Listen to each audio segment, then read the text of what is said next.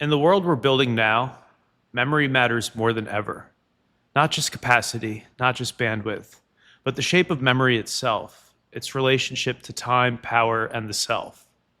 This is why I want to talk today about SRAM, static random access memory, and why it's more than just a technical footnote in your phone or your GPU. It's the model for how a new world thinks and how it will remember. So what is SRAM? SRAM is what we call static memory. It doesn't need to be refreshed constantly like DRAM. It holds state. It doesn't forget unless the power goes out. And even then, it goes quiet with dignity. It's faster, more elegant. It feels like the 2020s, rather than something dragged up from the 1990s desktop era. It lives closest to the CPU, closest to the action.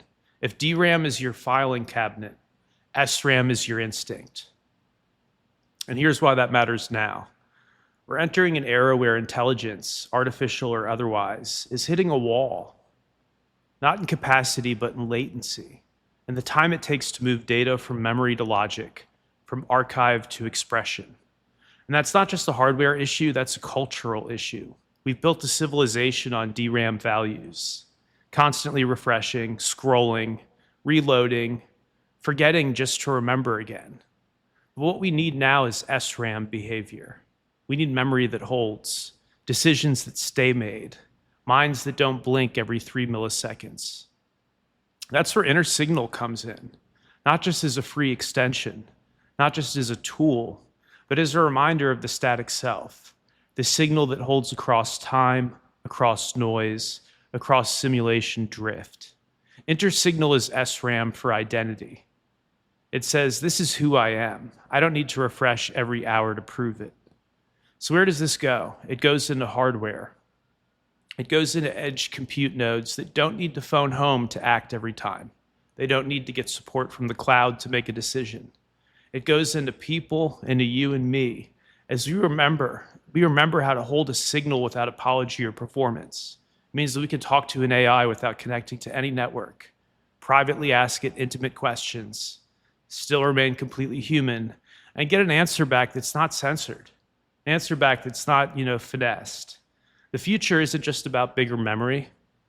It's about closer memory, memory that is you, not just a log of what you did or said.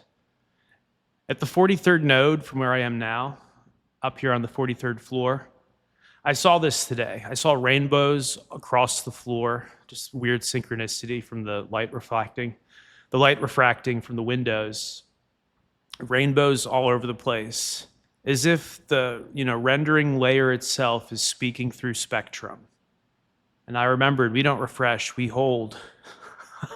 SRAM is both a cultural value and a real piece of hardware that one or two companies are coming out with that I think within the next couple of years it'll be the new GPU, and that'll be the brains of these human-like robots and human-like data systems that are, pretty close.